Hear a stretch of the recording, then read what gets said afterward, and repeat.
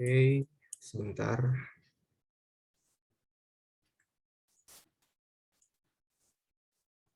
Oke, pertama-tama aku ngucapin selamat sore kepada teman-teman semua. Makasih udah datang di kelas ini, kelas akuntansi perusahaan jasa, part yang pertama. Aku juga bilang makasih karena kalian udah mungkin baru beres sekolah ataupun baru beres ngebantu-bantuin orang tua gitu kan, ataupun baru nonton live LTMPT gitu, tapi sempetnya ke kelas ini. Aku bilang makasih. Nah, sekarang kita akan membahas akuntansi perusahaan jasa part yang pertama. Nah, sebenarnya kenapa ada part pertama, emang ada part kedua gitu. Oke, jadi satu siklus akuntansi perusahaan jasa yang udah aku jelasin yang kemarin, itu panjang banget kan siklusnya. Jadi, menurut aku tuh cakupannya terlalu luas kalau misalnya kita bahas satu pertemuan gitu. Jadi, aku berniat untuk membagi dua. Nah, yang pertama itu kita akan membahas materi atau topik yang khusus, dan juga nanti di pertemuan selanjutnya kita masih perusahaan jasa, tapi udah continue gitu, udah lanjut gitu.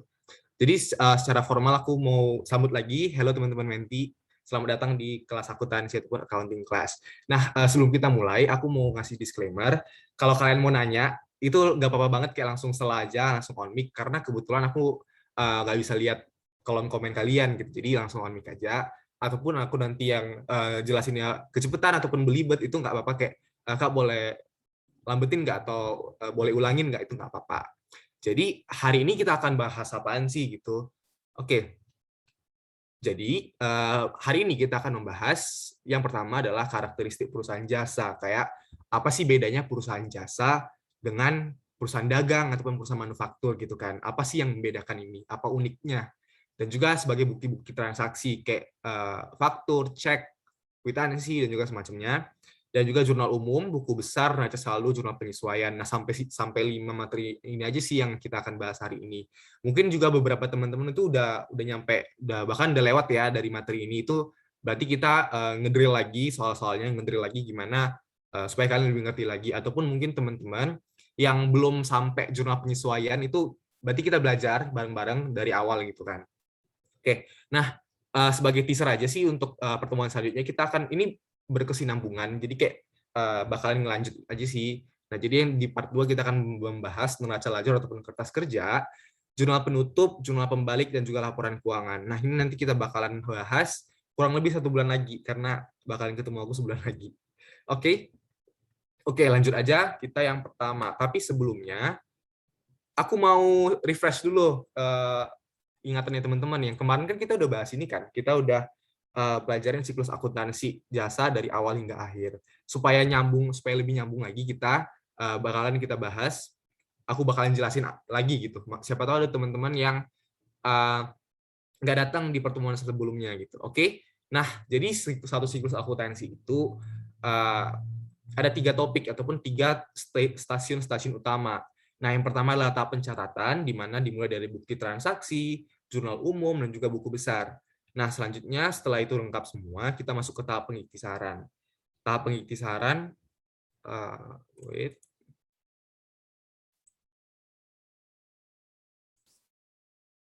Halo? Masih macet nggak? Nggak macet-macet kok, Kak. Oke, mungkin aku off cam ya, supaya nggak apa. Oke, setelah tahap pencatatan selesai, kita masuk ke tahap pengiktisaran. Kak, tahap pengiktisaran itu apa sih? Jadi kayak gimana ya, kayak menganalisis lagi dan juga menyesuaikan nominal-nominalnya gitu, yang sesuai dengan keadaan ataupun transaksi-transaksi yang telah terjadi.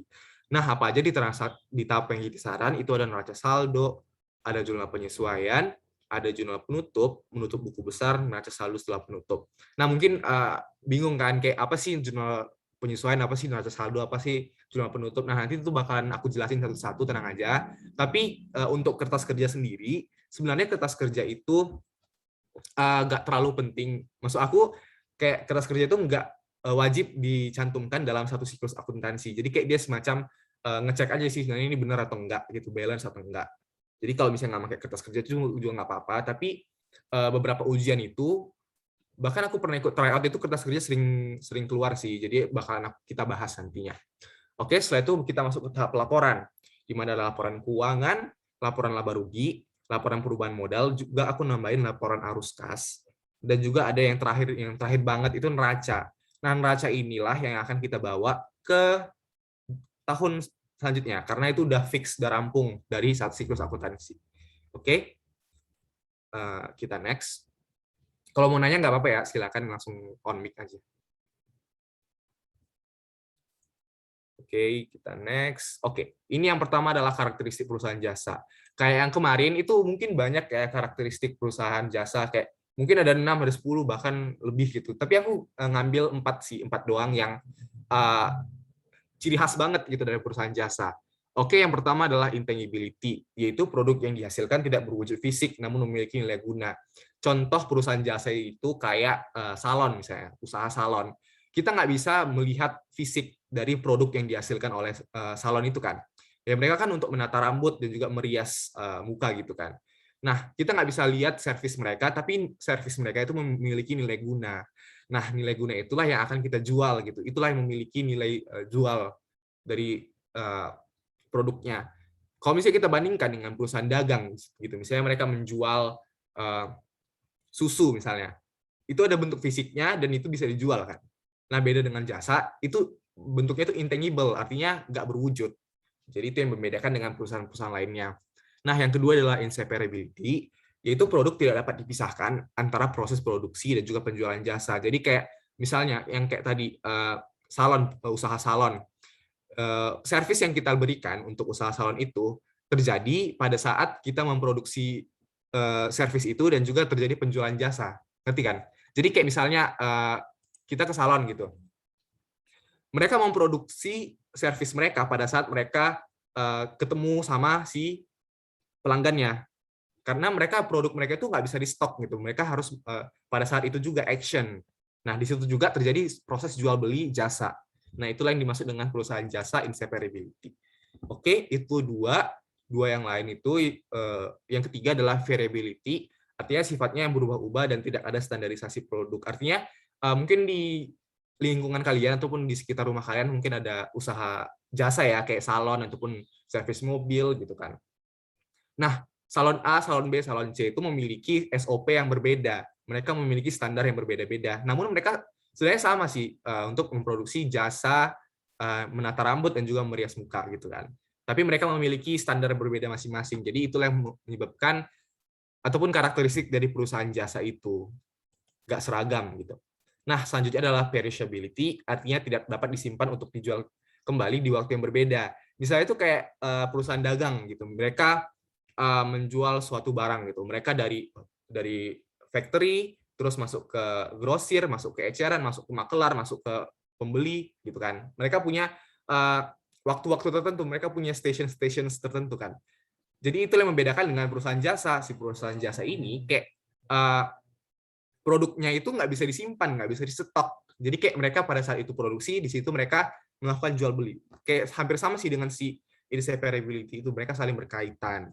Nah, itu sih yang 4 utama karakteristik perusahaan jasa. Oke, lagi-lagi aku mau ngingetin kalau misalnya aku kecepatan bilang aja, kalau mau nanya juga nggak apa-apa, on mic aja langsung. Oke, ini masih mudah sih. Oke. Bukti transaksi. Nah, kita udah masuk ke tahap pencatatan dari siklus tadi, ingat nggak? Nah, kita udah masuk ke tahap pencatatan, yang pertama adalah bukti transaksi. Nah, secara spesifiknya aku bakalan jelasin bukti-bukti transaksi eksternal. Kak, emang ada transaksi internal? Ada. Transaksi internal itu biasanya kayak membayar gaji pegawai, ataupun menyatakan penyusutan peralatan gitu misalnya. Jadi kayak transaksi internal itu terjadi di dalam usaha itu sendiri dan dalam bentuk satu aja memo. Jadi aku nggak jelasin transaksi internal karena cuma satu doang gitu memo gitu. Jadi kayak pemilik usahanya memberikan memo kepada staff finance-nya kayak tolong bayar gaji untuk pegawai bulan ini gitu. Dalam satu bentuk aja nih memo. Namun transaksi eksternal yang perlu kita bahas karena banyak banget jenis-jenisnya. Oke, kita langsung saja masuk ke yang pertama. Nah, yang pertama adalah kwitansi. Kwitansi adalah bukti transaksi penerimaan dan juga pengeluaran uang. Dan juga kwitansi sebagai bukti pembayaran ditandatangani penerima uang.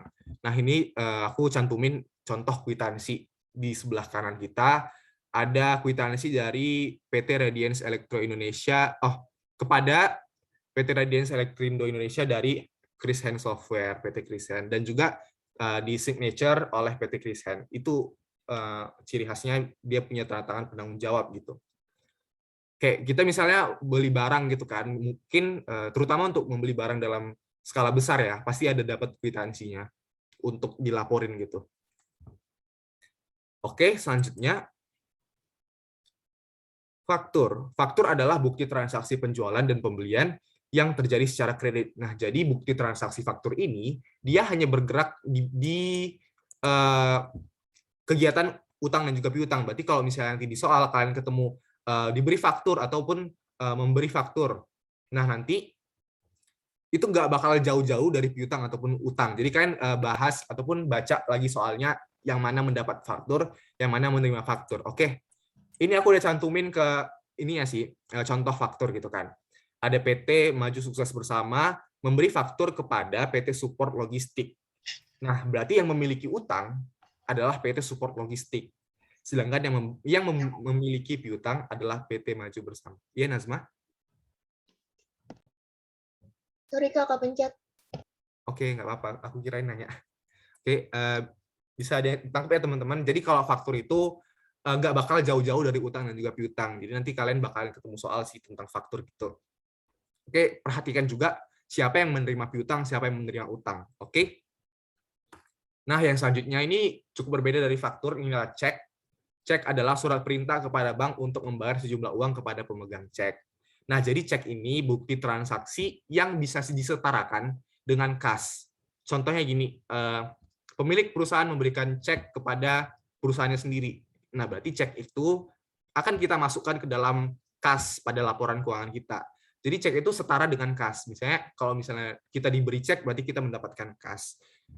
Kayak hampir sama dengan si faktur ini. Kalau faktur kan seputar utang piutang. Kalau cek seputar kas gitu. Oke. Bukti transaksi aman nggak? Supaya kita lanjut. Ada yang mau nanya?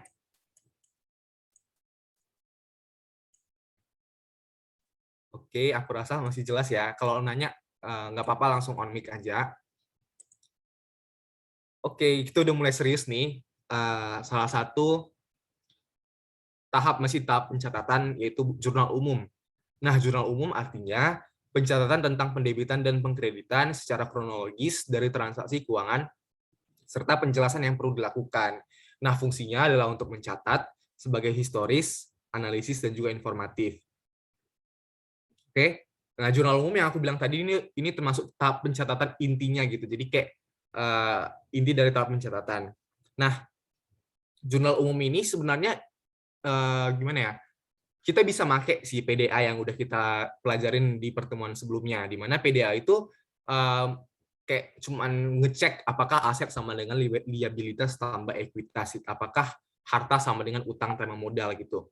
Nah, kalau misalnya kita menggunakan PDA dalam transaksi-transaksi perusahaan secara real gitu, itu nggak efisien sama sekali, nggak efektif sama sekali karena saldonya juga nggak terlalu detail dan juga keterangannya juga nggak terlalu detail. Nah, dengan itu kita menggunakan jurnal umum. Nah, jurnal umum ini bakalan membantu banget untuk menyusun buku besar nantinya. Oke, kita langsung saja. Namun sebelum kita kenal dulu jurnal umum, kalian harus paham dulu saldo normal setiap akun-akun di bawah ini gitu. Yang seperti aku bilang kemarin, yang di minggu lalu kalian harus mencatat ataupun menghafal, memahami dari saldo-saldo normal dari setiap akun-akun itu. Kalau masih ingat, itu aku kasih tips kayak gini. Di sini akas, di sini beban, mereka bertambah di debit, sisanya bertambah di kredit. Ada si pendapatan, si utang, dan juga si modal. Oke? Mungkin aku bakalan jelasin lagi, supaya lebih refresh lagi. Nah, aktiva. Aktiva itu bisa kita ibaratkan dengan aset ataupun harta. Aktiva itu ada dua jenis ya, ada aktiva tetap dan juga aktiva lancar. Bedanya apa, Kak? Jadi aktiva tetap itu aset yang memiliki nilai ataupun memiliki jangka waktu di atas 1 tahun gitu. Misalnya gedung, kendaraan, peralatan gitu kan. Mereka memiliki masa nilai guna lebih dari 1 tahun. Sedangkan aktiva lancar mereka yang kurang dari 1 tahun, kayak misalnya kas, piutang, perlengkapan. Nah, mereka bertambah di debit, berkurang di kredit. Dan kewajiban ataupun utang, mereka bertambah di kredit dan berkurang di debit. Kemudian modal, bertambah di kredit, berkurang di debit. Dan juga prive, masih ingat nggak prive apa? Oke, Keperluan pribadi. private. Gimana? Keperluan pribadi. Benar. Kalau prive itu, dia kayak misalnya pemilik usahanya mengambil kas dari perusahaannya sendiri untuk kepentingannya pribadi. Jadi itu sebenarnya sah-sah aja. Jadi prive itu dia bertambah di debit, berkurang di kredit karena dia sifatnya mengurangi kas. Jadi kan kas berkurang, prive bertambah di debit kan. Kas bukan berkurang di kredit. Jadi prive berkurang di debit. Oke. Selanjutnya ada dividen juga laba ditahan. Nah, sebenarnya ini dua itu jarang banget kalian bakalan ketemu gitu di soal-soal SMA. Tapi aku mau bilang kalau misalnya dividen dan juga laba ditahan ini kalau misalnya menyusun jurnal untuk usaha dalam bentuk PT. Nah, mungkin kita saat ini bakalan banyak membahas perusahaan seorangan, CV, dan firma. Kalau misalnya pakai PT, nanti ada dividen dan juga laba ditahan.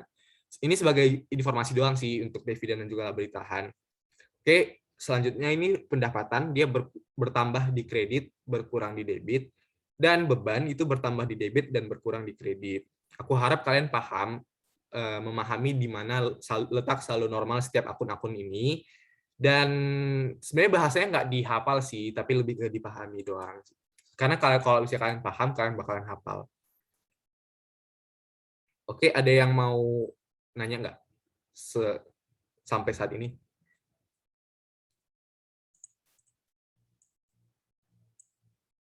Oke, mungkin kalau mau nanya langsung on mic aja. Permisi. Oh iya, siapa? Ya, oke. Ya, maaf Kak, bisa diulangi nggak yang karakteristik perusahaan jasa itu? Aku masih bingung. Boleh. Terima kasih. Oke, bentar ya. Nah, karakteristik perusahaan jasa ini mungkin banyak ya kalian temuin gitu. Mungkin ada 10, mungkin ada beberapa gitu. Tapi aku bakalan jelasin 4 doang sih, 4 utamanya. Nah, yang pertama intangibility. Sebenarnya ini diambil dari kata intangible. Intangible itu dia nggak berwujud gitu. Jadi produk yang dihasilkan oleh perusahaan jasa ini dia nggak berbentuk. Beda dengan perusahaan dagang, mereka memproduksi barang-barang yang memang jelas adanya gitu, fisik. Misalnya memproduksi kue ataupun susu dan juga semacamnya. Sedangkan kalau misalnya jasa ini, dia produk yang kita hasilkan itu nggak berbentuk, tapi memiliki nilai guna. Kayak usaha salon tadi, produk yang dihasilkan itu kan nggak berbentuk, tapi dia memiliki nilai guna. Nilai guna itu nanti dijual untuk diperjualbelikan. Oke, terus kita inseparability, artinya ini diambil dari inseparable, artinya nggak dapat dipisahin. Jadi artinya produk tidak dapat dipisahkan antara proses produksi dan juga penjualan jasa. Nah, misalnya kayak usaha salon tadi, dia memproduksi usahanya, memproduksi jasanya untuk menata rambut itu pada saat dia ketemu dengan penjualnya kan, bertemu dengan pelanggannya gitu. Nah, pada saat itulah dia memproduksi jasanya dan pada saat itulah terjadi proses jual beli. Beda halnya dengan perusahaan dagang, kayak misalnya mereka memproduksi hari ini, seminggu kemudian dijual juga nggak apa-apa karena mereka bisa disetok gitu kan. Beda halnya dengan perusahaan jasa, di saat itu diproduksi, di saat itu juga terjadi proses jual beli. Oke, kita coba ya pelajarin lagi yang 2 lagi, itu variability. Artinya sifatnya berubah-ubah dan tidak ada standarisasi produk. Kalau misalnya salon A, salon B, salon C, itu mereka sama sebenarnya. Usaha mereka itu untuk menata rambut dan juga merias muka gitu kan. Tapi setiap salon ini memiliki standar yang berbeda, SOP namanya, standar operasional gitu. Mereka memiliki standar yang berbeda gitu. Walaupun mereka memproduksi jasa yang sama, tapi mereka memiliki standar yang berbeda. Jadi makanya dibilang variability, variasi gitu. Dan juga perishability, artinya tidak dapat disimpan untuk dijual kembali di waktu berbeda. Nah, jadi jasa itu nggak bisa di stok gitu. Misalnya untuk menata rambut, kayak di perusahaan salon tadi, jasa untuk menata rambut itu nggak bisa di stok. Beda halnya kayak perusahaan dagang gitu, kayak mereka menjual kue misalnya. Kuenya bisa di stok untuk dijual besok ataupun 2 hari lagi. Nah, beda halnya dengan si perusahaan jasa. Perusahaan jasa itu usaha mereka itu nggak bisa di stok. Jadi kayak tidak dapat disimpan untuk dijual kembali di waktu yang berbeda. Nah, pada saat itu juga gitu, berbarengan dengan antara produksi jasa dan juga kegiatan jual beli gitu. Oke, ada yang mau ditanya lagi? Kakak udah paham. Terima kasih banyak ya. Oke, sama-sama. Sampai tadi jurnal umum ya. Oh, sorry guys.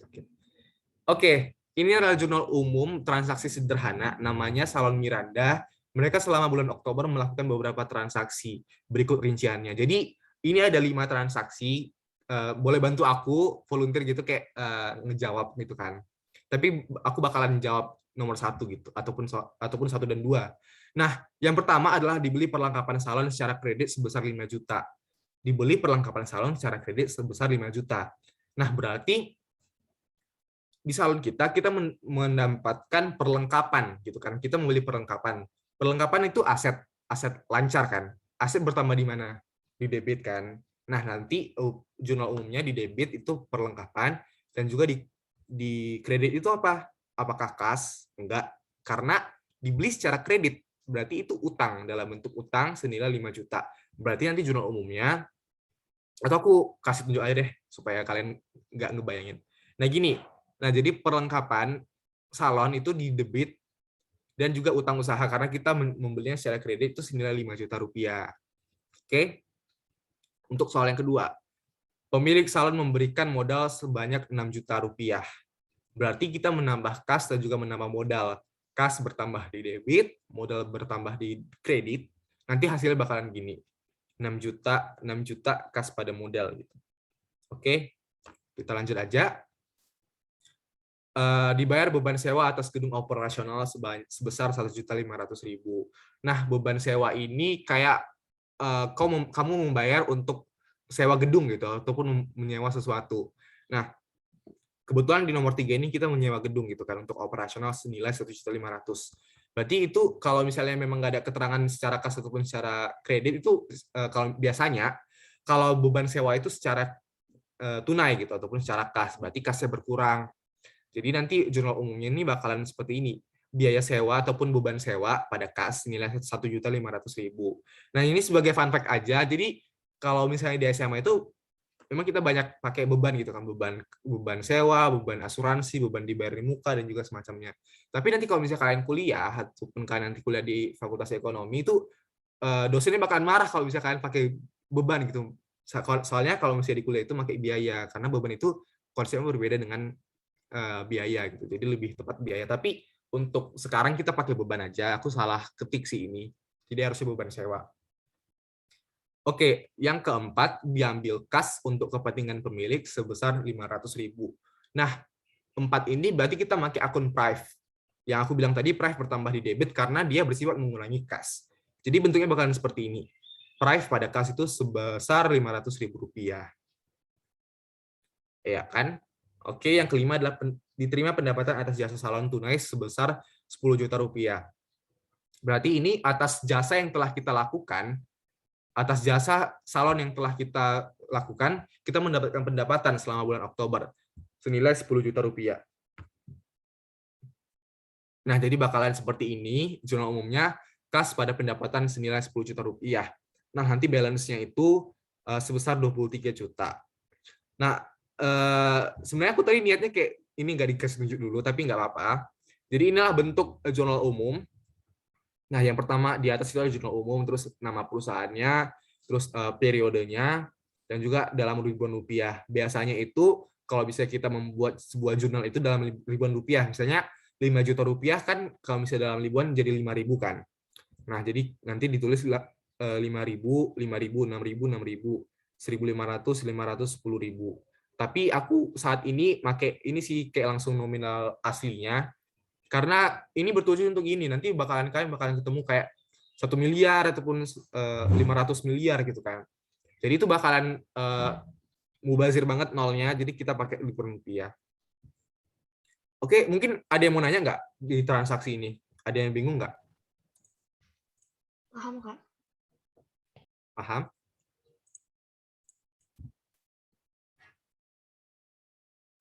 Oke, aku mau ingatin lagi kalau misalnya mau nanya nggak apa-apa, kayak langsung on mic aja. Karena ini bakalan agak berat sih. Ya, apalagi jurnal penyesuaian nanti agak kebalik-balik gitu. Tapi selama kalian aktif juga bakalan dapet kok. Next, kita masuk ke buku besar ataupun ledger. Nah, buku besar artinya adalah kumpulan rekening yang saling berhubungan dan menampung ringkasan data yang sudah dikelompokkan dalam jurnal. Fungsinya adalah tempat mencatat perubahan aset, utang, modal, pendapatan, beban, akibat adanya transaksi keuangan. Nah, kita kembali ke jurnal umum ini. Coba kita perhatikan ya, aku bilang kalian, coba perhatikan akun kas. Kas itu muncul di tanggal 2, tanggal 3, tanggal 4, dan juga tanggal 5. Nah, dalam buku besar, kas ini bakalan dibuat dalam satu tabel, jadi satu tabel itu khusus untuk akun kas. Jadi dalam tabel itu apa, Kak? Jadi dalam tabel itu ada nominalnya, ada saldonya, dan juga transaksi-transaksinya. Jadi kas itu selama bulan Oktober itu ngapain aja sih? Yang pertama, ataupun di tanggal kedua, dia kas itu didapat dari investasi pemilik gitu kan. Nah, yang tanggal 3 itu untuk membayar sewa, tanggal 4 diambil pemilik, tanggal 5 atas jasa gitu kan. Nah, nanti itulah di buku besar itu. Jadi setiap akun memiliki tabelnya masing-masing. Kas memiliki tabelnya masing-masing, piutang juga memiliki tabelnya sendiri, utang memiliki tabelnya sendiri. Nah, nanti setiap akun itu dirangkum dalam satu tabel, nah nanti dapat nominal akhir setiap akunnya. Oke? Mungkin kalau misalnya kita berbicara tentang buku besar, pasti kalian nggak heran ataupun mendengar posting ke buku besar, postinglah nominal ini ke dalam buku besar gitu kan. Jadi sebenarnya posting itu apa? Posting itu yang kayak aku jelasin tadi. Jadi kayak misalnya gini kan, satu tabel itu untuk menjelaskan transaksi kas. Nah, jadi tabel itu bakalan di akhir itu bakalan dikasih tunjuk nominal akhir kasnya. Nah, nanti nominal akhir kasnya itu diposting ke dalam buku besarnya. Itu seperti itu. Oke, untuk buku besar itu ada bentuk-bentuknya. Dimulai yang paling simpel itu adalah model akun T, di mana ini bentuknya T ya teman-teman, kayak T gitu. Jadi yang aku bilang tadi, kayak setiap akun memiliki tabelnya masing-masing. Kasnya memiliki tabelnya masing-masing, peralatan memiliki tabelnya sendiri, modal, biaya iklan, biaya operasional, dan juga teman-temannya. Nah, ini nggak terlalu detail karena dia cuma ngasih tahu saldonya doang. Kita nggak tahu transaksi apa yang terjadi di situ gitu, dan akun-akun apa, transaksi apa yang terjadi gitu kan. Nah, ini makanya terjadi revolusi gitu kan. Jadi masuk ke model control. Ini udah lebih detail. Jadi model control ini sering disebut sebagai model 2 kolom. Nah, tapi ini kan ada berapa ini? Ada 8 kolom. Kenapa dibilang 2 kolom? Nah, jadi untuk menentukannya itu kita perhatikan aja kolom debit dan kredit itu jumlahnya berapa. Kayak ini ada 1 debit kan, dan juga ada kredit 1, berarti 2 kolom. Jadi itu dibilang model 2 kolom. Nah, ini udah ketahuan keterangannya apa, transaksi apa yang terjadi, dan juga udah makin jelas lah gitu. Nah, yang ketiga ini yang paling sering kita pakai, yaitu model 4 kolom. Jadi kayak udah makin detail gitu kan. Udah nampak saldonya, terus ada transaksinya bertambah di mana gitu kan, terus saldo akhirnya di mana gitu. Nah, seperti itu. Kenapa 4 kolom? Karena debit 1, kredit 1, debit 1, kredit 1. Dan juga setiap akun memiliki tabelnya masing-masing. 1 tabel, 2 tabel, dan juga tabel-tabel lainnya. Gitu. Oke, ada yang mau nanya di buku besar? Aku mau nanya. Iya, silakan. Itu yang tabel yang akhir itu saldo normalnya bukan sih, Kak? Iya, jadi kayak ini. Saldo awalnya itu 3.600.000. Terus adalah sebuah transaksi kayak diterima pendapatan jasa sebesar 400.000. Nah, bertambah kan kasnya bertambah 400.000, jadi nanti dia bertambah jadi 4.400.000 tambah 3.600.000 gitu. Dan juga membeli perlengkapan senilai 200.000 gitu. Jadi dia berkurang 200.000. Jadi yang ini itu saldo akhir, nominal saldonya, saldo normalnya. Terus nanti ini 4.500.000 ini bakalan kita masukkan ke dalam neraca saldo. Nah, nanti bakalan runtut sih dari bukti transaksi, jurnal umum, buku besar, dan neraca saldo nanti bakalan kita pakai. Sama halnya dengan piutang ini. Kayak 200.000. Ini kan 1 juta gitu kan. Misalnya pelunasan piutang sebesar 800.000. Berarti piutang kita tinggal 200.000. Nanti 200.000 ini bakalan kita masukkan ke dalam neraca saldo gitu. Pokoknya nominal akhirnya gitu. Oh, berarti saldo terbaru ya? Iya benar. Makasih, Kak. Oke, sama-sama. Ada yang lain, teman-teman?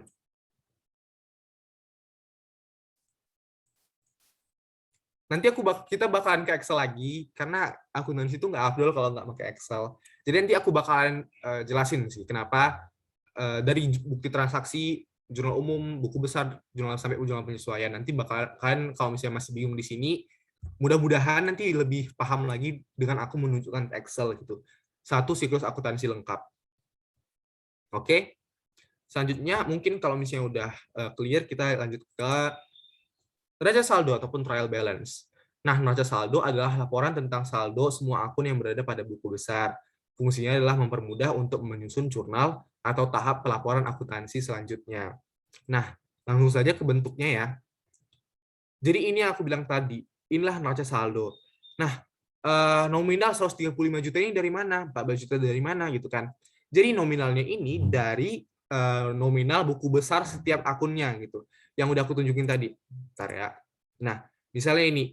Jadi ini kan 4.500.000 udah final kan. Udah final dari transaksi kas. 4.500.000 nanti kita masukkan ke dalam tabel neraca saldo tadi.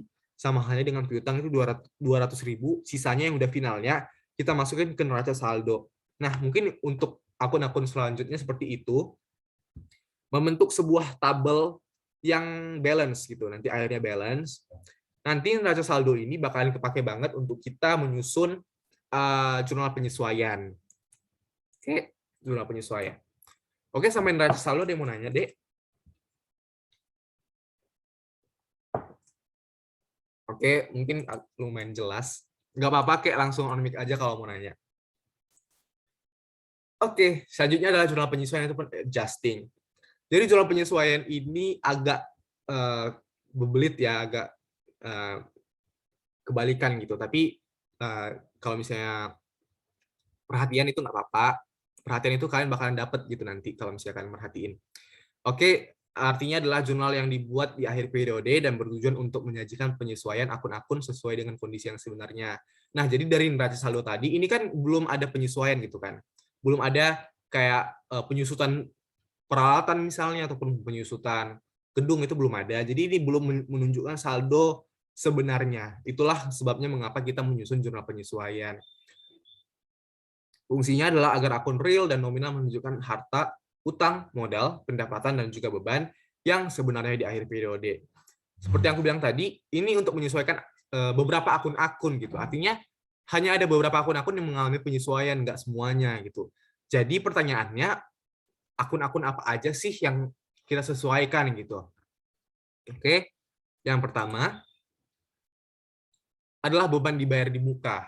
Mungkin teman-teman semua udah sedikit apa ya, kayak udah mulai familiar mendengar beban dibayar di muka gitu. Jadi aku jelasin konsepnya aja sih. Oke, ini bakalan kepake studi kasus. Misalnya aku adalah pengusaha boba gitu. Aku pengusaha boba, aku mau beroperasi di kota Bandung. Tapi aku nggak punya gedung di situ, aku nggak punya space untuk berjualan boba gitu. Jadi aku menyewa sebuah gedung di Bandung itu untuk 1 tahun, selama 1 tahun itu aku bayar 12 juta. Artinya 1 bulan itu 1 juta kan. Nah, jadi aku bayar tunai kepada pemilik sewanya senilai 12 juta untuk 1 tahun. Nah, sedangkan aku baru pakai gedungnya itu dari bulan Oktober. Jadi Oktober, November, Desember. Itu udah 3 bulan kan. Jadi aku baru pakai nih gedung ini selama 3 bulan. Berarti aku masih punya sisa 9 bulan. Oke, sampai situ konsepnya kita keep. Jadi inilah metode pencatatan, ada 2 metode pencatatan dalam akun ini, yaitu dicatat sebagai harta dan juga dicatat sebagai beban. Di mana dicatat sebagai harta itu, dia menyesuaikan bulan-bulan yang udah kita pakai gitu, ataupun yang udah terlampaui. Jadi misalnya, aku udah pakai 3 bulan dari bulan Oktober sampai Desember gitu kan. Jadi rumusnya itu nanti kalau misalnya kita mau dapetin nominalnya, jadi kayak 3/12 bulan dikalikan 12 juta. Nah, jadi itu nanti dapat 3 juta kan. Jadi aku hanya pakai 3 juta untuk 1 tahun ini. Nah, itulah dicatat sebagai harta gitu. Jadi untuk jumlah penyesuaiannya sendiri itu beban beban sewa, karena kita tadi sewa gedung kan, kecuali kalau asuransi beda, iklan beda. Jadi beban sewa pada sewa dibayar di muka senilai 3 juta rupiah. Karena nominalnya kita dapetin dari bulan yang udah aku pakai untuk sewa gedung. Berbeda halnya dengan dicatat sebagai beban gitu. Kalau misalnya dibilang di soal dicatat sebagai beban, berarti kita pakai yang belum terlampaui. Aku kan lunasin itu 1 tahun 12 juta. Nah, aku masih punya 9 bulan lagi yang belum aku pakai untuk tahun depan kan. Nah, inilah yang kita catat sebagai beban gitu. Jadi cara ngitung ataupun cara dapetin nominalnya itu 9/12 dikalikan 12 juta. Nanti nominalnya 9 juta. Nah, jumlah penyesuaian yang kita pakai itu sewa dibayar di muka pada beban sewa senilai 9 juta rupiah. Oke? Coba kita ke contoh soal. Contoh soal, CV Sukses Jaya membayar asuransi usaha untuk 3 bulan ke depan sebesar 5 juta. Artinya 3 bulan itu udah 5 juta, udah overall gitu. Jumlah penyesuaian yang tepat apabila dicatat sebagai harta adalah, nah kalau bisa dicatat sebagai harta, ya udah kita pakai template-nya ini aja. Jadi kayak beban asuransi pada asuransi dibayar di muka senilai 5 juta. Jadi inilah jurnal penyesuaiannya. Sebenarnya kalau misalnya mau nyari jurnal penyesuaiannya, ini langsung dapat sih. Tapi aku mau jelasin kenapa beban asuransi pada asuransi dibayar di muka. Jadi ini sebenarnya bermula dari jurnal umum gitu kan. Inilah jurnal yang di atas ini, yang pelingkaran ini adalah jurnal umumnya. Dimana kalau misalnya kita membayar untuk suatu jasa yang belum kita pakai, itu masuknya asuransi dibayar di muka. Jadi untuk jurnal umumnya asuransi dibayar di muka pada kas nilai 5 juta. Karena kita bayar ini kan bayar tunai gitu. Jadi asuransi dibayar di muka, di debit 5 juta, kas di kredit 5 juta. Nah, apabila terjadi penyesuaian, maka si asuransi dibayar di muka ini turun ke bawah untuk menyeimbangkan gitu kan. Dan muncullah satu akun namanya beban asuransi. Nah, beban asuransi inilah yang menggantikan si kas, dia masuk ke atas gitu. Jadi sebenarnya ini apa sih normal aja, karena asuransi dibayar di muka kalau misalnya mau disesuaikan nanti dia bakalan ke bawah.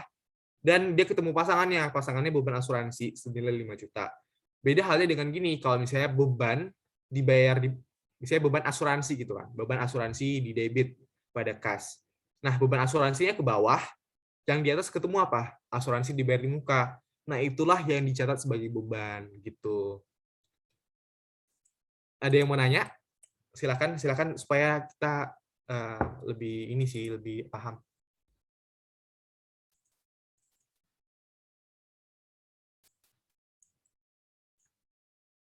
Oke, kalau nggak mau nanya, aku lanjut aja.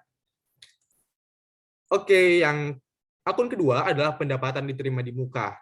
Sama kayak konteks penjual boba tadi. Aku menjual boba, aku menyewa gedung selama 1 tahun, dan aku baru pakai selama 3 bulan. Itu kan laporan keuangan yang kita pakai itu kan si pengusaha bobanya ini kan. Coba kita ubah pandangan kita ke si pemilik sewa gedungnya. Si pemilik sewa gedung yang pemilik gedung yang memberikan gedungnya untuk disewakan kepada kita. Jadi laporannya berbeda, laporan keuangannya berbeda. Kita pakai si pemilik gedung itu. Jadi seorang pelanggan dia berniat untuk menyewa gedung aku untuk 1 tahun senilai 12 juta dan dia udah bayar cash gitu kepada aku. Jadi sebenarnya hak dia belum aku kasih sepenuhnya karena dia hanya baru pakai 3 bulan gitu kan. Jadi aku punya utang gitu, aku punya kewajiban gitu untuk menyewakan gedung aku kepada si penyewa gedung tadi, si pengusaha boba tadi. Nah, ini juga akun ini ada 2 jenis pencatatan. Nah, yang pertama adalah dicatat sebagai kewajiban, di mana nanti template itu saya sewakan tadi, sewa diterima di muka pada pendapatan sewa. Jadi nominal yang kita pakai apabila dicatat sebagai kewajiban atau utang adalah yang udah terlampaui, artinya selama 3 bulan si pengusaha boba tadi gitu kan. Selanjutnya adalah dicatat sebagai pendapatan, kayak template-nya itu adalah pendapatan sewa pada sewa diterima di muka. Nominalnya apa? Nominalnya yang belum dipakai si pengusaha boba tadi, senilai 9 juta rupiah kayak gitu. Oke, kita ke contoh soal. Pada 1 November 2021, perhatikan tanggalnya, Pak Husen membayar sewa gedung untuk 3 bulan ke depan senilai 4.500.000. Jumlah penyesuaian yang tepat apabila dicatat sebagai pendapatan adalah, oke, kita perhatikan tanggalnya. 1 November 2021, apabila terjadi penutupan buku di Desember, berarti kita punya 2 bulan kan? November dan juga Desember. senilai 4.500.000. Berarti kalau misalnya dicatat sebagai pendapatan, berarti kita mencatat pendapatan ataupun hak si Pak Husain yang belum dipakainya. Jadi untuk tahun 2021 kita kan baru pakai 2 bulan kan, November dan juga Desember. Berarti yang kita catat itu yang 1 bulan lagi, 1 bulan yang belum dipakai. Karena dia dibilang di soal ini sebagai pendapatan. Berarti nanti 1 bulan per 3 bulan dikali 4.500.000. Nah, dapatlah jumlah penyesuaiannya pendapatan sewa pada sewa diterima di muka senilai 1.500.000. Seperti itu. Ada yang mau ditanya, guys? Nggak apa-apa kalau misalnya belum terlalu nangkep juga, biar aku jelasin ulang gitu.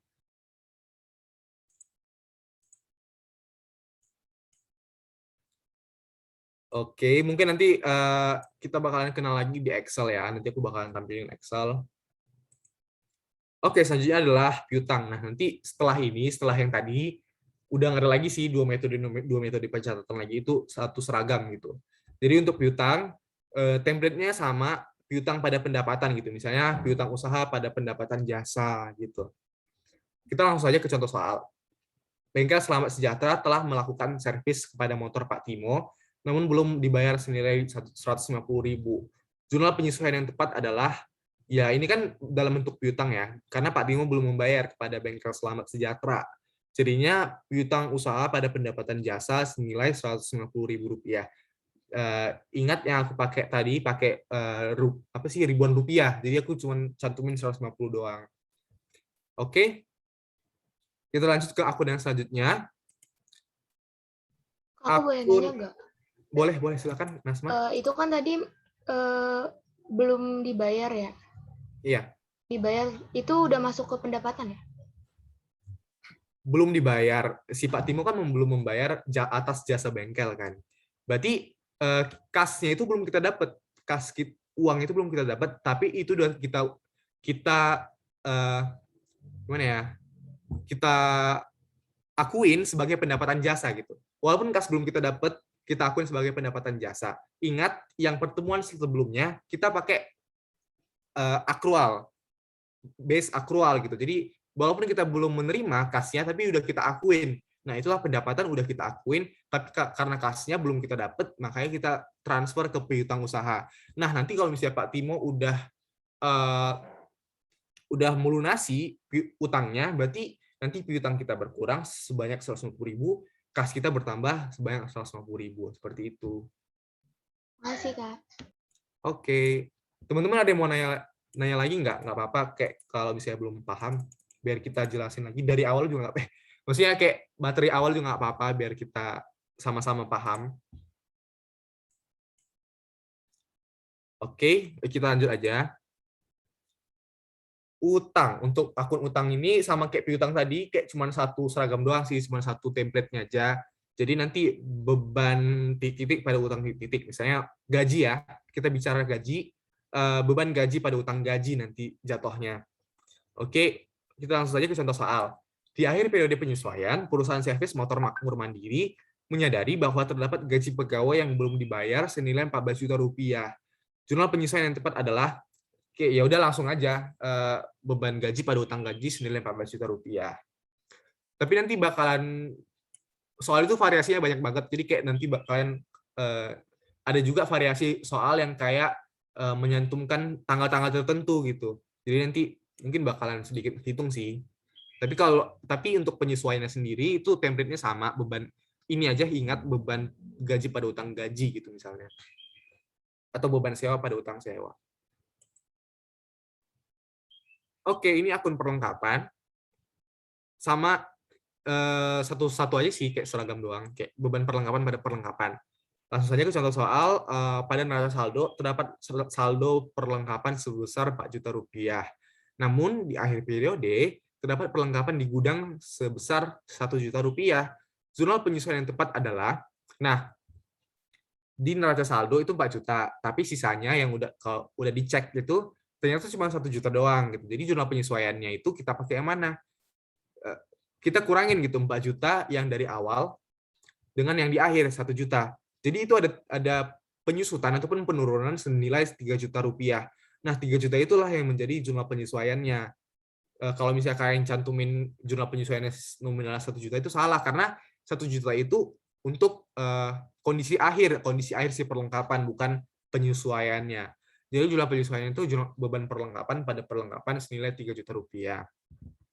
Oke, lanjut saja ke akun yang selanjutnya, yaitu penyesuaian aktiva tetap. Jadi untuk jumlah penyesuaiannya sendiri itu template-nya beban penyusutan peralatan pada akumulasi penyusutan peralatan. Karena aku ini sih kayak pakai peralatan, tapi bisa aja kayak beban penyusutan gedung pada akumulasi penyusutan gedung juga bisa. Tapi ini aktiva tetap, jadi nggak apa-apa kalau misalnya aku cantumin peralatan supaya kalian lebih paham lagi.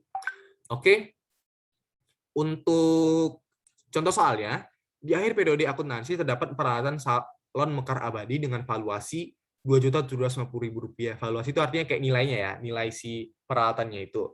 Jumlah penyesuaian yang tepat apabila dicatat sebagai pendapatan adalah, nah jadi jumlah penyesuaiannya itu 2.750.000 pada akumulasi penyusutan peralatan senilai 2.750.000. Nah, untuk penyusutan aktiva tetap itu ada rumusnya sendiri, ada rumus namanya rumus apa ya? Umur ekonomis gitu-gitulah. Kayak rumus penyusutan. Jadi rumusnya itu kayak valuasi awal dikurangi valuasi akhir per 5 tahun gitu. Tapi nanti tuh bakalan di soal yang lain sih, bukan untuk di jurnal penyesuaian. Nanti kalau misalnya kalian mau nanya-nanya, itu nggak apa-apa, ke aku nggak apa-apa nanya, ataupun ke mentor-mentor ekonomi, silakan. Kayak gitu sih penyusutan tetap. Tapi juga ada namanya akun cadangan kerugian piutang gitu.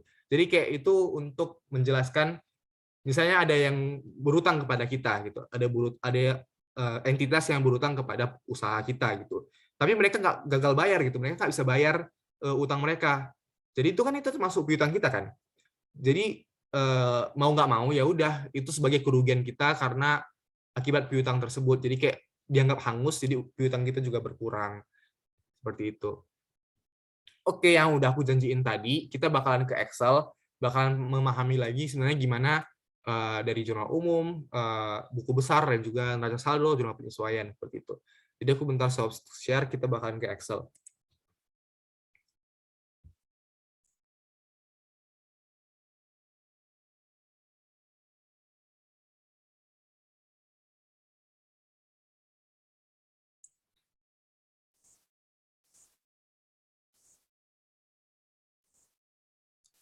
Oke, ini dia jurnal umum, buku besar, neraca saldo, penyesuaian, dan juga kertas kerja ini nanti. Jadi ini untuk perusahaan jasa ya. Jadi ada sebuah perusahaan namanya perusahaan Fajar yang bergerak di bidang transportasi yang menutup pembukuannya pada akhir Desember 2016. Saldo akun buku besar perusahaan per tanggal 30 November 2016 sebagai berikut. Nah, ini sebagai neraca saldonya, neraca saldo di awal gitu, di awal tahun. Jadi ini neraca saldonya. Terus nanti selama bulan Desember perusahaan melakukan transaksi sebagai berikut. Nah, ini adalah transaksi untuk jurnal umumnya. Nah, di bulan Desember tanggal pertama dibayarkan sewa untuk bulan Desember, Januari, Februari sebesar Rp4.750.000 dicatat ke akun beban sewa. Maka jurnal umumnya seperti ini. Beban sewa pada kas senilai Rp4.750.000. Kayak gitu. Yang aku bilang tadi, kecuali kalau misalnya dibilang dicatat sebagai sewa dibayar di muka, berarti nanti debitnya nanti sewa dibayar di muka, tergantung yang diminta di soal.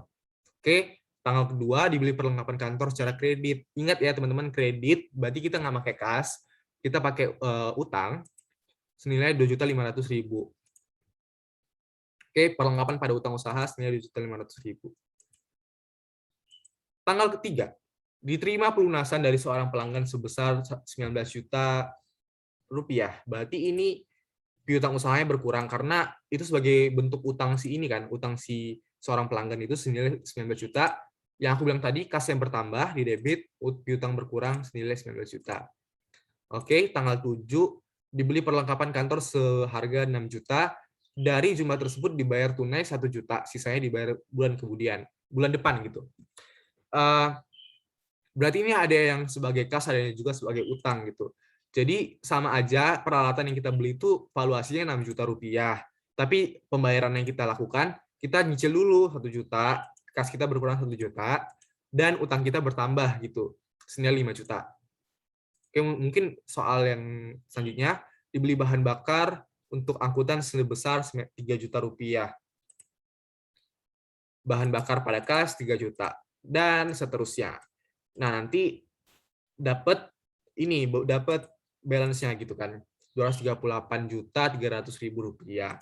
Oke, udah rampung nih jurnal umumnya, kita ubah ini, kita transfer ke buku besar. Yang kayak aku bilang tadi, buku besar ini setiap akun memiliki tabelnya masing-masing. Jadi setiap tabel itu mencatat transaksi apa yang terjadi pada akun tersebut. Misalnya ini, kas 30 November 2016, dari ini kan, 25 juta. Nah, masuk 25 juta. Terus di tanggal 1 dibayar beban sewa, bener nggak? Ini. Beban sewa pada kas berkurang 4.750. Kayak gitu. Ini kita pakai tabel 4 kolom ya. Jadi ini mencatat semua transaksinya, ada yang bertambah, ada berkurang, bertambah, berkurang, dan juga semacamnya. Hingga di akhir kita dapat nominal akhirnya. Yang udah aku list pakai warna kuning gitu kan. Setiap akun ini udah aku list pakai warna kuning.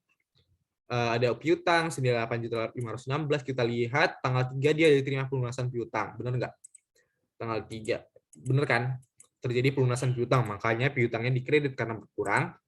Oke, makanya dia mana sih piutang? Nah, saldonya 8.516.000 rupiah.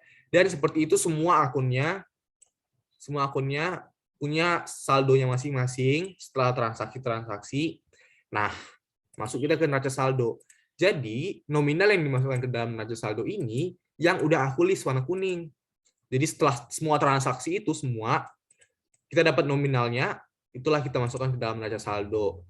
Kas 3.200.000, piutang 8 juta, asuransi 6.300.000, 6.300.000 kan? Ini perlengkapan 2.500.000 dan semacamnya. Itulah yang aku sebut dengan ini, dipindahin nominalnya ke dalam neraca saldo. Nah, setelah neraca saldo, kita punya data penyesuaian.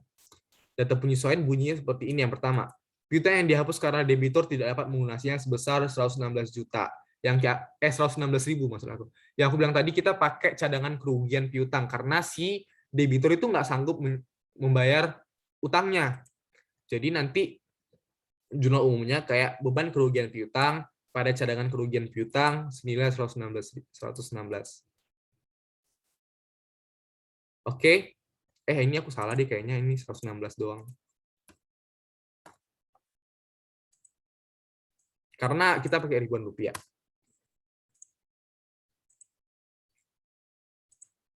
Oke. Asuransi yang telah kadaluarsa sebesar 2.300.000. Nah, jurnal penyesuaian yang kita pakai itu beban asuransi pada asuransi dibayar di muka. Yang udah kadaluarsa artinya yang udah kita pakai. Jadi kalau misalnya yang dibilang udah dikadaluarsa senilai 2.300.000, berarti yang udah kita pakai senilai 2.300.000. Kalau misalnya berbicara tentang yang udah kita pakai ataupun yang udah kita lampaui, berarti kita pakai metode pencatatan harta karena udah kita pakai, kecuali asuransi yang belum kadaluarsa senilai 7 juta, berarti kita pakai metode pendapatan di mana pencatatannya itu kayak asuransi dibayar di muka pada beban asuransi senilai berapa tadi, 10 juta kalau nggak salah. Nah, seperti itu. Oke. Yang ini tanggal 3 disusutkan kendaraan untuk tahun 2016 sebesar 17 juta. Berarti kita pakai depresiasi kendaraan. Beban penyusutan kendaraan pada akumulasi penyusutan kendaraan senilai 17 juta. Seperti itu.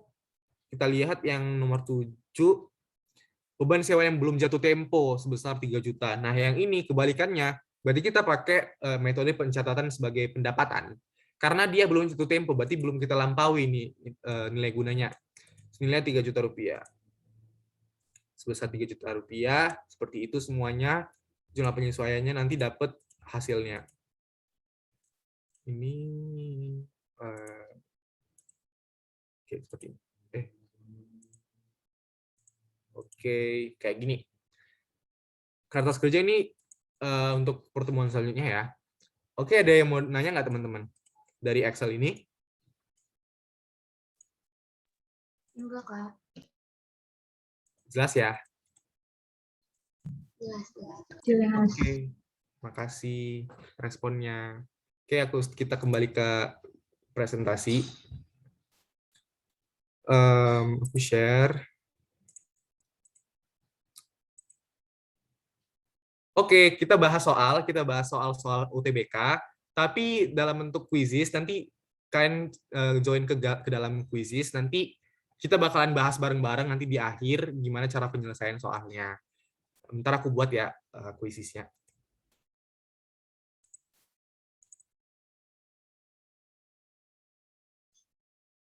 Sebentar ya guys.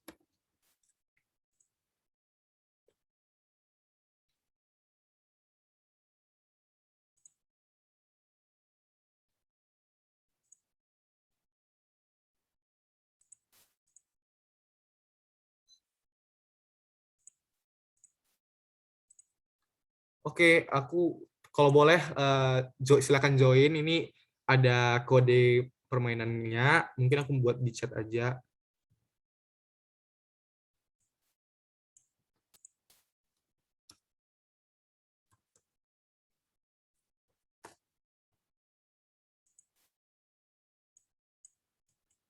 Silakan join ya teman-teman, supaya kita tahu di mana yang salah ataupun sekalian evaluasi bareng-bareng.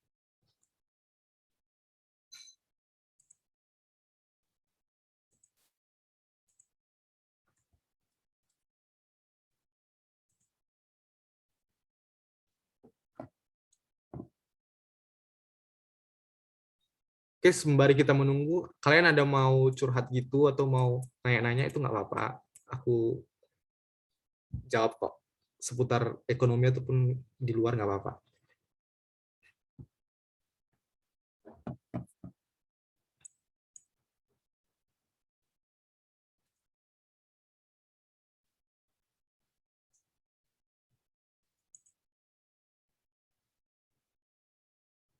Kita tunggu sampai 16:05 atau 7 ya, teman-teman. Silakan join supaya kita bahas bareng-bareng.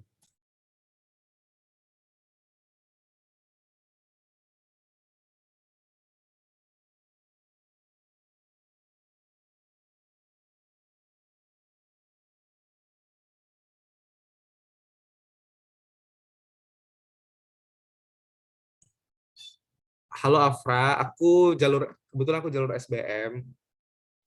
Iya, jalur SBM. Kalau misalkan nggak tahu, aku sekarang kuliah di akuntansi UGM. Puji Tuhan sih. Kalau ada yang mau masuk UGM, aku tungguin ya.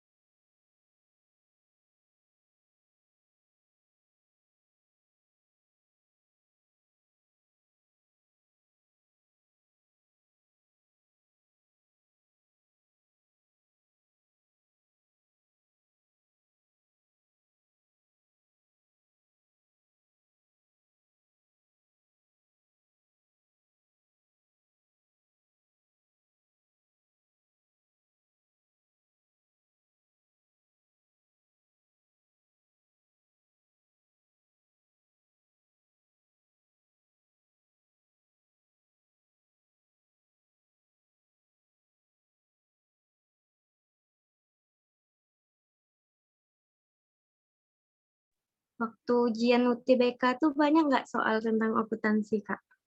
Soal-soal yang itu UTBK tuh. Untuk aku sendiri, kemarin aku sama sekali nggak dapet akuntansi gitu kan. Karena shock banget sih, karena UTBK kali ini, terutama subtes ekonomi itu dasar-dasar banget, teori-teori banget gitu, kayak nggak ada, bahkan nyaris nggak ada hitungan gitu. Jadi kalau misalnya untuk tahun 2019 itu akuntansinya lumayan susah juga, ada juga masuk kertas kerja gitu kan. Terus kalau misalnya ini sih, kalau misalnya SIMAK, UTUL, Undip juga kawan-kawan itu ada soal akuntansi, jadi persiapin aja, nggak ada salahnya.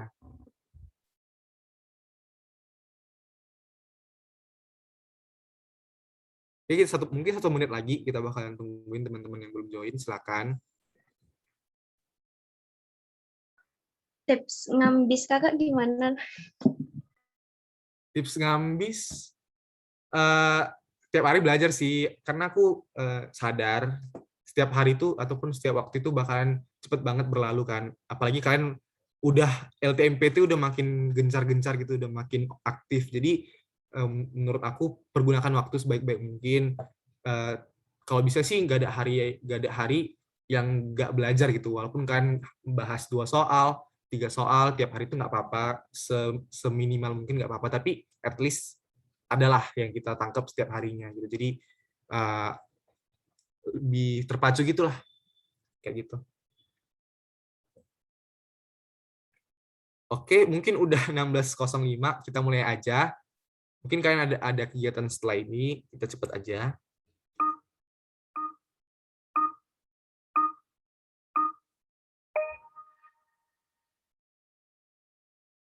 Ini aku udah panjangin sih waktunya, karena kemarin itu cepet banget.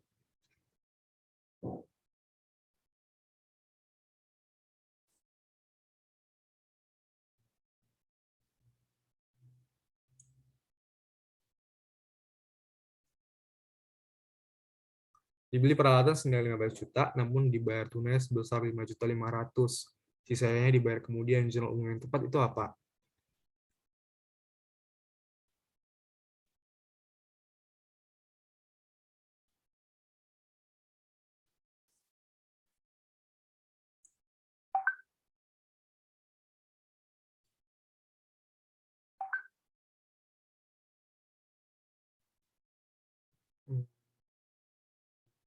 Oke, sedikit lagi waktu, silakan dijawab.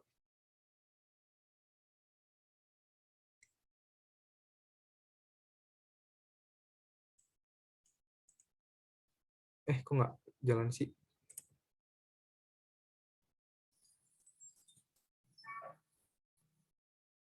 Oke.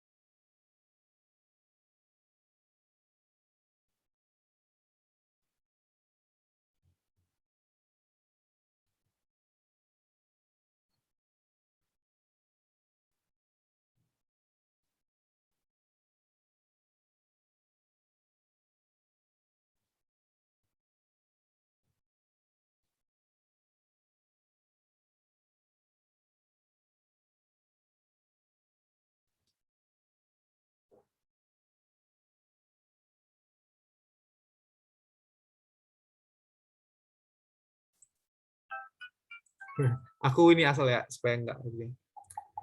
Oke, silakan nomor yang ketiga.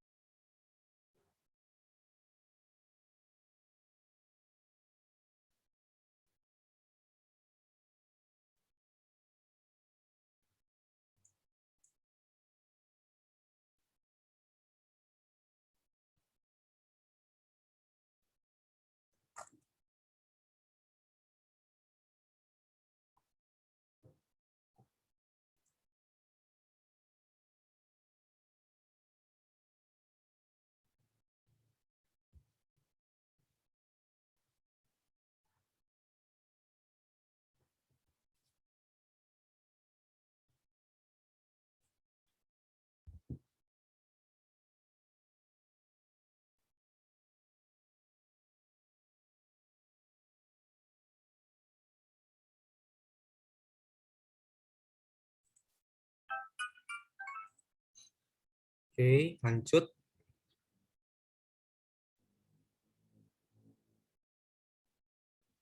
Karakteristik perusahaan jasa yang menyatakan bahwa jasa adalah produk tak fisik namun memiliki nilai guna. Itu apa nih? Tadi aku udah jelasin, ulang sih karakter yang mana. Dia beda nih sama perusahaan dagang, di mana dagang ini bentuknya fisik ada, sedangkan jasa itu nggak ada.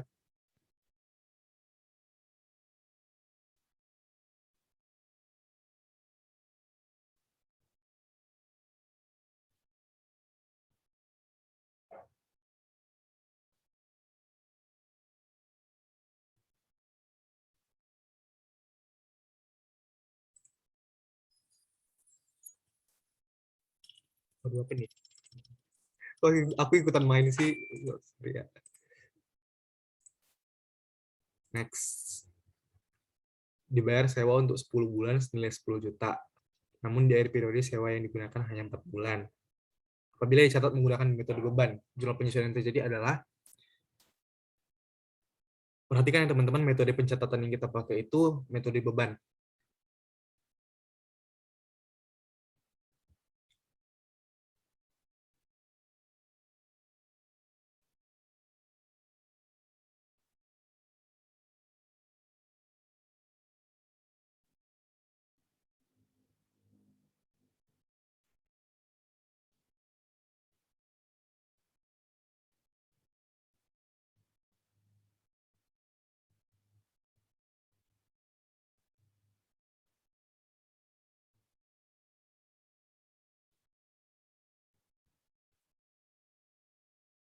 Oke, sedikit lagi waktu.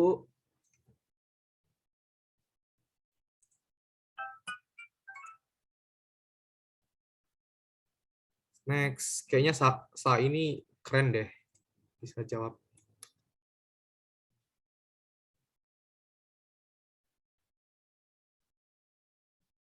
Pada neraca saldo terdapat saldo perlengkapan sebesar 15 juta. Namun di akhir periode terdapat perlengkapan di gudang sebesar 7 juta. Jumlah penyesuaian yang tepat adalah, berarti kita pakai selisihnya. Selisihnya karena yang ditanya kan jumlah penyesuaian ya.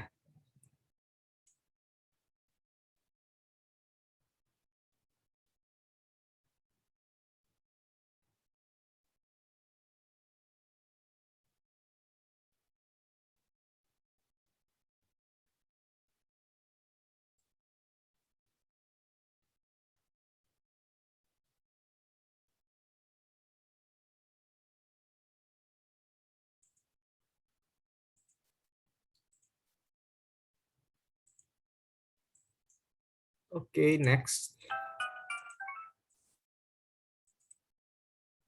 7. Benar salah.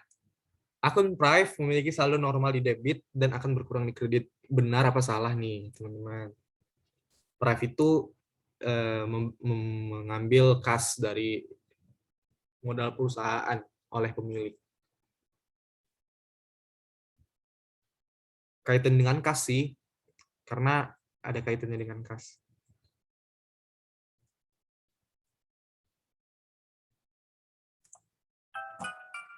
Oke, next. Ini aku nggak tahu kenapa aku ikutan. Bukti transaksi yang menyatakan terdapat transaksi yang bersifat utang piutang. Apa nih teman-teman? Kan ada yang bersifat utang piutang, ada yang disetarakan dengan kas. Itu apa?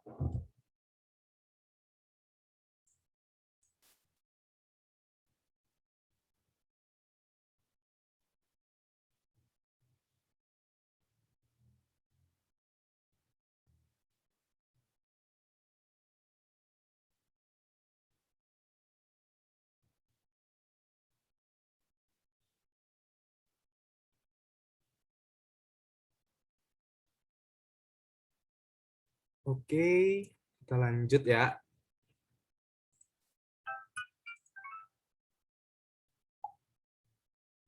Next.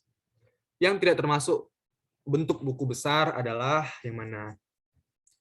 Apakah Hunte, posting, 4 kolom, kontrol, yang mana?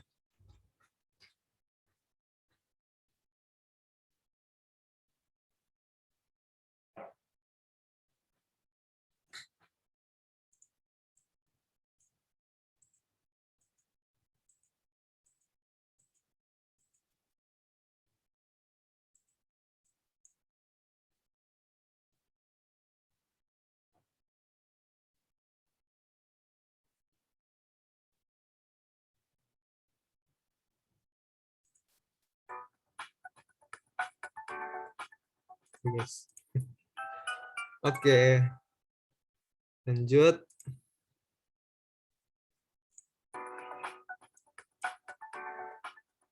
Di akhir periode ternyata ada piutang usaha yang belum diakui sebesar 4 juta rupiah. Jumlah penyesuaian yang tepat adalah,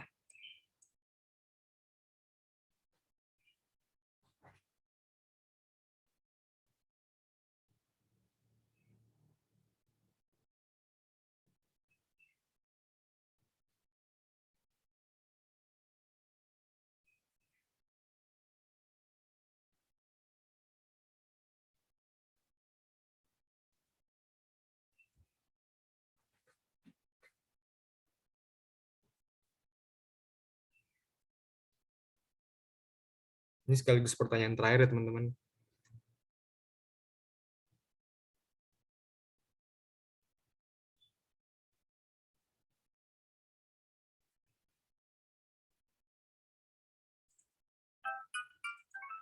Oke, 10 soal tadi udah beres. Apa sih ini? Aduh. Sebentar. All done. Mantap. Berarti kan semua udah lumayan paham ya teman-teman. Makasih udah paham. Jadi kita akan bahas soalnya bareng-bareng. Bentar ya.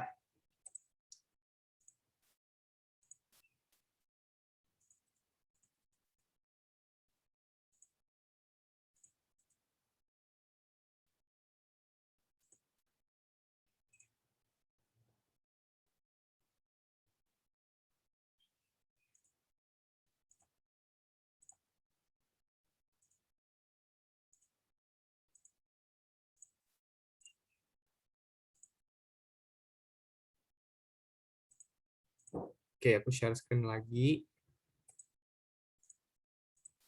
Oke, kita masuk ke soal yang pertama. Karakteristik perusahaan jasa yang menyatakan bahwa jasa adalah produk tak fisik namun memiliki nilai guna. Jadi jawaban yang benar itu adalah intangibility. Jadi dia bentuknya tidak fisik, beda dengan perusahaan dagang yang dia memiliki produk yang dihasilkan itu punya fisiknya, kayak jual daging ataupun susu gitu, dia punya fisiknya. Kalau variability itu kayak nggak memiliki standar, jadi setiap usaha ataupun jasa itu memiliki standarnya masing-masing gitu. Kalau inseparability artinya dia tidak dapat dipisahkan antara produk, kegiatan produk dan juga jual beli gitu. Oke. Kalau perishability tadi hampir sama dengan inseparability, jadi kayak dalam waktu yang bersamaan. Yang pertama yang kedua, firma Indo Jaya membayar beban iklan kepada pengusaha iklan sebesar 10 juta rupiah. Jurnal umum yang tepat adalah beban iklan pada kas senilai 10 juta. Kan yang ditanyakan jurnal umum, bukan jurnal penyesuaian. Kalau jurnal umum kalau jurnal umum yang ditanya berarti gimana? Berarti ada akun beban iklan. Berarti kita menggunakan metode beban, jadi iklan dibayar di muka pada beban senilai sekian gitu. Nah, tapi yang ditanya ini sih yang ditanya jurnal umumnya, jadi kayak yang ini. Oke, sip. Lanjut ke bukti transaksi yang menyatakan terdapat transaksi bersifat utang piutang adalah faktur ya teman-teman. Karena faktur ini kalau misalnya nanti kalian ketemu di soal tentang difakturkan memfakturkan berarti nggak erat hubungannya dengan utang dan juga piutang. Kalau kwitansi sebagai bentuk pembelian, kalau cek itu setara kas, memo itu untuk transaksi internal. Pertanyaan keempat, dibayar sewa untuk 10 bulan senilai 10 juta. Namun di akhir periode sewa yang digunakan hanya 4 bulan. Apabila dicatat menggunakan metode beban, jurnal penyesuaian yang terjadi adalah, jadi kalau kan ini ditanyakan sebagai metode beban ya, berarti kita pakai yang belum terlampaui. Yang udah digunakan itu 4 bulan, berarti 10 bulan kurang 4 bulan, sisanya 6 bulan kan. Berarti 6/10 dikalikan dengan 10 juta, hasilnya 6 juta. Pencatatannya, sewa dibayar di muka pada beban sewa senilai 6 juta rupiah. Oke, masuk ke pertanyaan yang kelima. Dibeli peralatan senilai 15 juta, namun dibayar tunai sebesar 5.500.000, sisanya dibayar kemudian. Jurnal umum yang tepat adalah peralatannya tetap sama, valuasinya tetap sama 15 juta di debit, tapi pembayarannya aja beda gitu. Jadi yang pertama itu kas kita berkurang senilai 5.500.000, sisanya itu 9.500.000 kan. 15 juta kurang 5.500.000, 9.500.000 di sisi kredit. Kayak gini. Oke. Yang tidak termasuk ke dalam buku besar adalah posting. Posting itu sebenarnya kegiatan dari memindahkan dari jurnal umum ke dalam buku besar, ke dalam tabel-tabel setiap akun gitu. Itu kegiatannya, bukan bentuk buku besar. Kalau bentuk buku besar sendiri ada kontrol ataupun 2 kolom, 4 kolom, dan juga akun T. Oke, untuk pertanyaan yang ketujuh. Pada neraca saldo terdapat saldo perlengkapan sebesar 15 juta. Namun di akhir periode terdapat perlengkapan di gudang sebesar 7 juta. Jurnal penyesuaian yang tepat adalah yang aku bilang tadi, kita ini make selisihnya karena yang ditanya jurnal penyesuaiannya kan. Karena sisanya itu 7 juta. Kita nggak pakai 7 juta ini. Jadi 15 juta kurang 7 juta itu 8 juta. Jurnal penyesuaiannya, template-nya beban perlengkapan pada perlengkapan senilai 8 juta rupiah gitu. Pertanyaan yang ke-8. Pada 1 Agustus, Kevin membayar iklan untuk 8 bulan ke depan senilai 8 juta. Jurnal penyesuaian yang tepat apabila dicatat sebagai utang adalah, oke. Kalau misalnya dicatat sebagai utang, berarti kita pakai nominal yang udah terlampaui gitu. Perhatikan tanggalnya, 1 Agustus. Biasanya itu tutup buku tuh Desember, 31 Desember. Berarti kita punya berapa bulan? Agustus, September, Oktober, November, Desember. 5 bulan kan? Oke. Berarti kalau misalnya dicatat sebagai utang, kita pakai yang udah terlampaui. Berarti 5 bulan per 8 bulan dikalikan 8 juta. Hasilnya 5 juta, nominal 5 juta. Jurnal penyesuaian yang kita pakai itu, kita pakai yang ini, yang C, yang hijau. Karena gaya ataupun model pencatatannya kayak gitu kalau misalnya sebagai utang. Sewa diterima di muka pada pendapatan sewa. Kalau mau gampangnya sih gini, kalau misalnya dibilang dicatat sebagai utang, sewa diterima di muka itu kan termasuk utang. Dia nggak aset gitu, sewa diterima di muka, dia utang.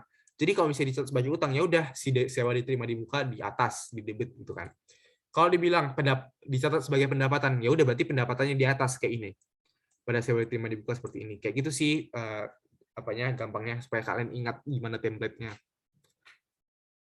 Oke, question 9, akun Prive memiliki saldo normal di debit dan akan berkurang di kredit. Ini benar ya teman-teman, karena Prive itu bersifat mengurangi kas, makanya dia tempatnya itu di debit, karena kasnya itu di kredit.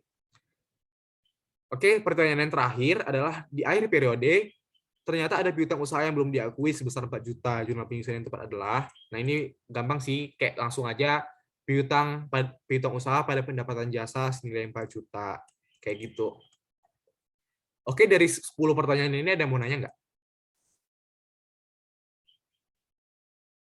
Silakan ditanya kalau misalnya ada yang mengganjal dari awal, di bagian mana, biar aku jelasin dari awal. Ada yang Paling mau yang nanya, guys? tadi kayak sewa-sewa gitu sih, Kak. Oh, yang jurnal penyesuaian tadi? Iya, ini yang di soal tadi yang kayak misalnya bayar buat berapa bulan gitu. Ini ya? Iya. Oke, aku jelasin ya. Oke, kita baca soalnya ya. Bareng-bareng. Dibayar sewa untuk 10 bulan senilai 10 juta. Berarti 1 bulan itu berapa? 1 juta kan? Namun di akhir periode sewa yang digunakan hanya 4 bulan. Berarti hingga Desember itu hanya yang dipakai cuma 4 bulan. Berarti itu dari bulan Agustus ya, Agustus, September, Oktober, November. Berarti bisa kita katakan kalau misalnya si penyewa ini menggunakan jasa sewa itu dari bulan Agustus. Dia hanya pakai 4 bulan sampai Desember gitu kan. Apabila dicatat menggunakan metode beban, jumlah penyesuaian yang terjadi adalah, nggak usah dulu beban deh, kita pakai metode harta. Kalau misalnya dibilang metode harta, berarti kita pakai yang udah terlampaui. Kita pakai nominal 4 bulan tadi. Jadi kan kita udah pakai 4 bulan. Padahal kita nyewa itu 10 bulan, berarti 4/10 dikalikan 10 juta. 4 juta kan nominalnya. Terus gimana pencatatannya? Yang aku bilang tadi. Wait. Kita balik ke sini. Ini. Aku full screen aja lah. Yang aku bilang tadi, kalau misalnya dicatat sebagai harta, template-nya gini, beban.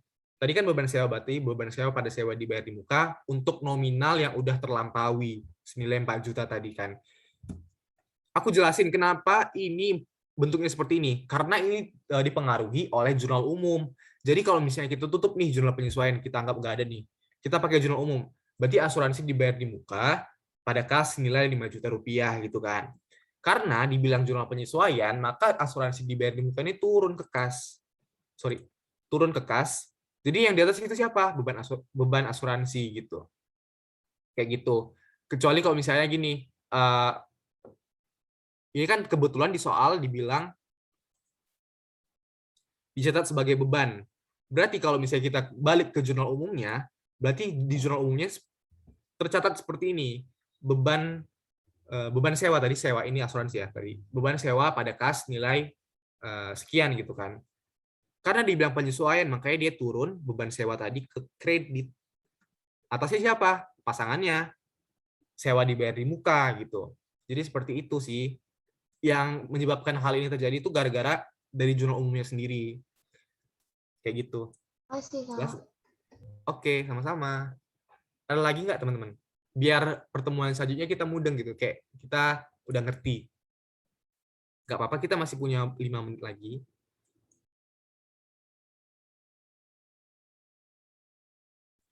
Oke, kayaknya udah pada ini ya, pada udah ngerti. Mungkin udah dibahas di sekolah.